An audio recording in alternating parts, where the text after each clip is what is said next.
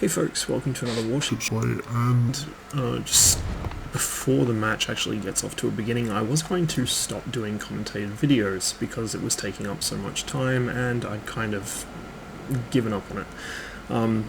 Part of the reason being I have about 30 or 40 replays from World of Warships, which I accrued over the course of about 2 weeks, and just looking at that was enough to make my head explode. So, a couple things changed my mind. One of them was I was just having a talk with Desua and decided, why not stick with it? I'll just try and thin out the number of games I actually save for replays, so I'll probably upload less often, but a bit more quality per game, because at the moment I realise I'm just throwing up basically slightly above average matches a lot of the time. And also that contributes to the problem of a lot of matches panning out exactly the same. There's only so many different ways you can play a World of Tanks map after the game's been out for about 5 years. The other thing that changed my mind is I remembered that they did actually add replay controls to World of Warships. They just didn't document it in-game. However, it is documented elsewhere. I think it's in the World of Warships support FAQs or something. So I went and looked it up, and I've actually been able to get that working, so now I can go through and sort out my replays, and speed through them, see which is which and what's going on, and that way I don't have to go and commentate blind, which obviously doesn't work very well, but at the same time I don't have to waste half a day recording 3 matches. Anyway, this is a match in the Congo. This is one of my first few matches since getting it back. Obviously, I played it quite a bit in alpha and closed beta. I ground all the way up the Japanese battleship line twice. This is my 3rd run through. So I have a pretty good idea of how the Congo plays, but I was a little rusty, obviously, having not played it for so long. The Congo is one of the more solid battleships in the game. It doesn't stand up to hits very well. It's a battle cruiser, really, not so much a battleship. It was up-armoured by the Japanese before World War II, but ultimately it didn't have the survivability of a purpose-built battleship. What it does have, though, are quite good guns for its tier. It has 8, I believe 14-inch guns. They're reasonably accurate, much better than you get on the Miyogi. They're set out in a fairly decent manner. You've got a scout plane, you've got a very long range for your tier, because of the nice tall pagoda mast, and then of course that's also augmented by the inclusion of a scout plane. Some quick shots off at the Furitaka there. They managed to straddle him, so I was pretty much on with my aim, just no hits. Even though the Congo is comparatively accurate, it will still fuck you from time to time with the RNG. Furitaka is firing AP at me, we can tell because we can hear the bounces, and you may have actually seen the shells bounce off into the water. He's behind an island, so I take a shot at the next thing I see, a Phoenix, which conveniently appears right where I'm looking, and I'm able to citadel him for most of his hit points. This is the major weakness of the low-tier cruisers, both Japanese and American, is that they're very long and they have very exposed engineering spaces. 3 or 4 funnels mark a very obvious target, and the actual boiler rooms extend all the way to the upper deck. Reporting the position of a strategic target. Furitaka eats a ton of shit there. And although I do have the chance to take another shot at the Phoenix, I start looking for shots on this Wyoming. He's a bigger threat to me at the moment, and I'd like to start chipping away at his hit points. The Phoenix can be dealt with later, when it's a bit closer range. Although it does have torps, I'm not too worried about them. Congo is quite fast and barely maneuverable. Of course, Congo is quite long and thin, which means not the best turning rate, but the rotor response isn't bad, and the actual top speed of the ship is very good. Congo is, I think, one of the fastest battleships in the game, at just over 30 knots. Magi similarly goes just over 30 knots, and then I think the only other battleships with that kind of speed are the American Tier 8, 9, and 10 battleships. In fact, I'm not even sure if North Carolina goes quite that fast.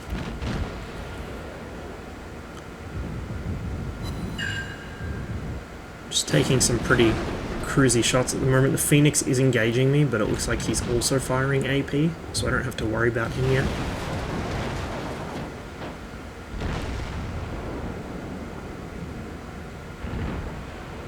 This wiring is stock. The way I can tell that is by the fact that he's still got both the latticework masts. The US ships are quite easy to tell which configuration they're in because of the layout of the masts, and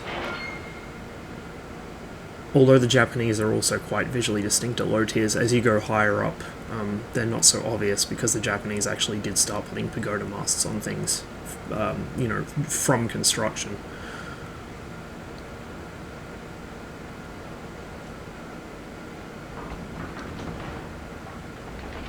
I don't want to shoot just yet. I don't want to hit this island, which is rather close to me and blocking my shots.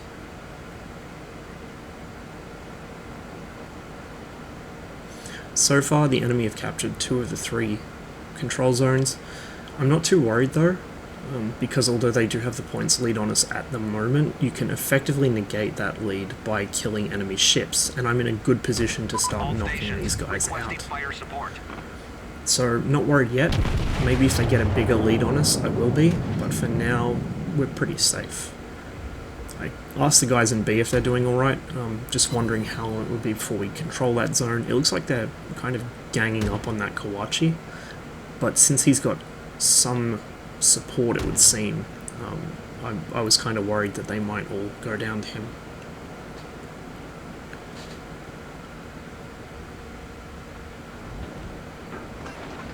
I do actually have range to hit the Kawachi, but I can't see him over the island, and I have much better, safer shots on the Wyoming and the Phoenix. Those are looking pretty good, but not what I was after.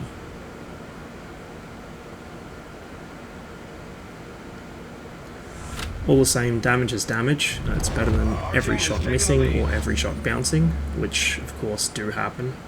So even 1,000 damage here and there isn't bad. Now, some people would say, well, this is why you should shoot HE. Of course it's not, because if you shoot HE you might get a bit more consistent damage, but you're basically preventing yourself from ever having the chance of a 20-30,000 damage Citadel.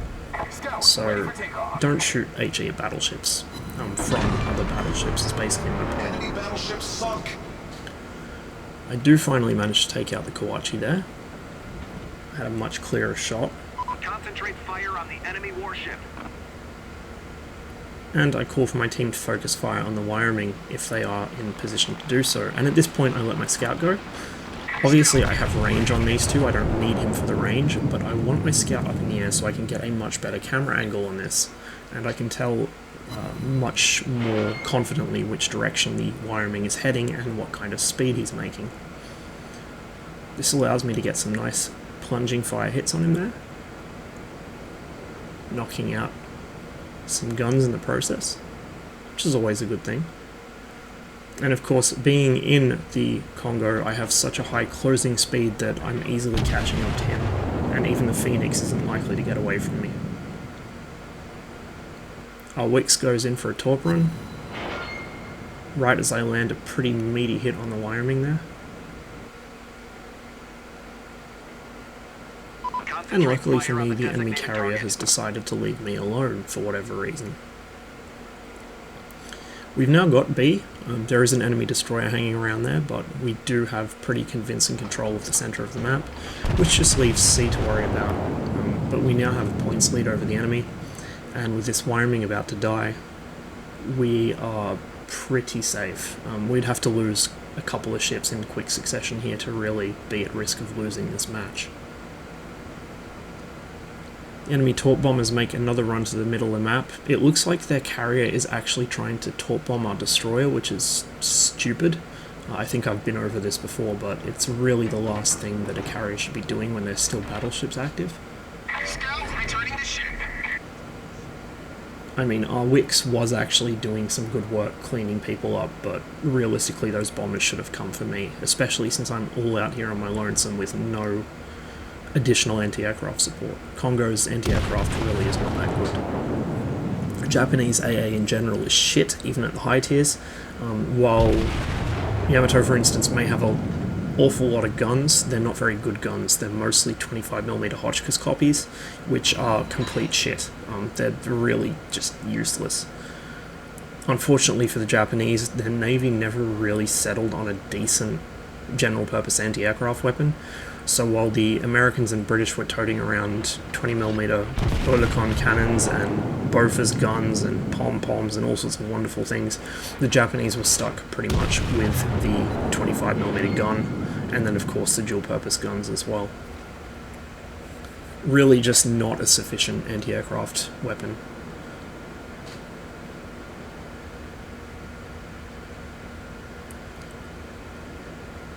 With the Wyoming taken out, the Phoenix is looking pretty lonely up there.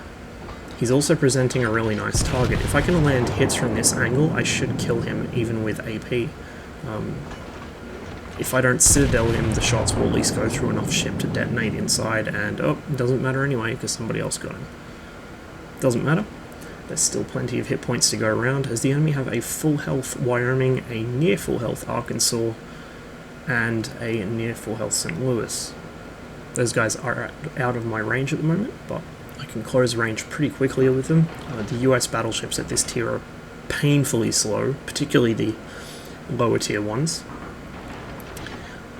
They do, of course, pick up a lot of armor, well, most of them.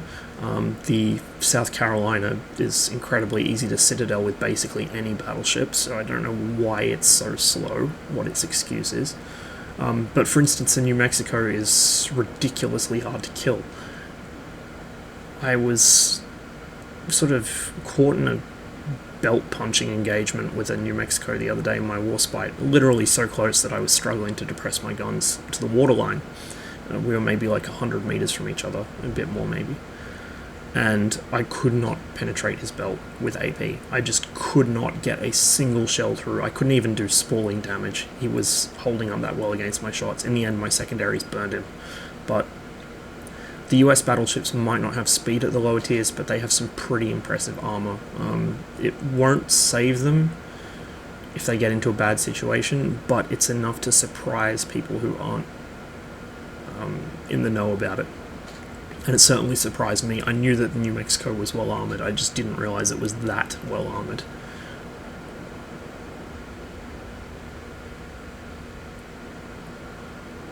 Looks like the remaining enemy ships are trying to make some kind of southwestwards push. I'm not quite sure what's going on there. It looks like they're going for the kill on our South Carolina, which they will probably get, but with this many points ahead of them, it shouldn't really matter if he goes down or not. We should be fine. Even if we lose him and the destroyer, I think we should be fine.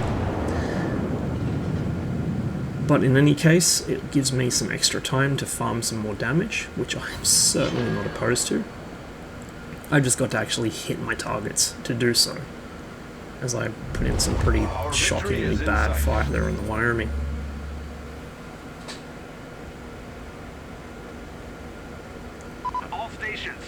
He turns to broadside me. He wants to unmask his guns, but in doing so he presents a perfect target for me here. You've really got to be careful with that.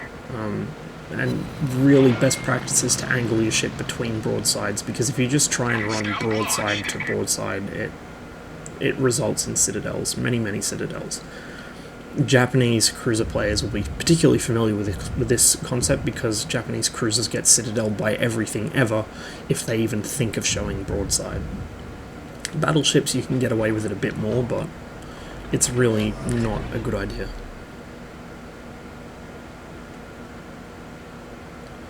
This one's all but finished.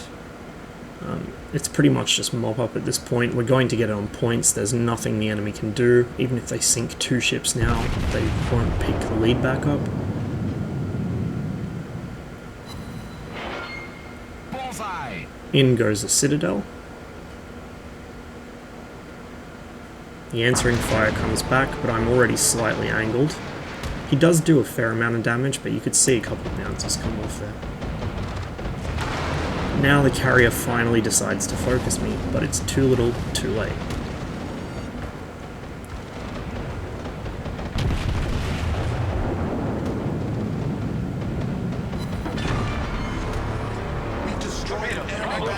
And down goes the Wyoming.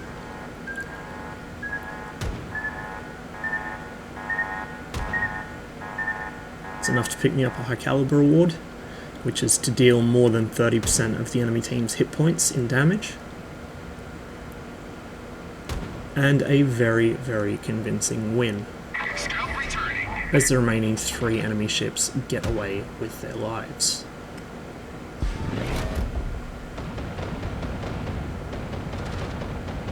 Scout destroyed.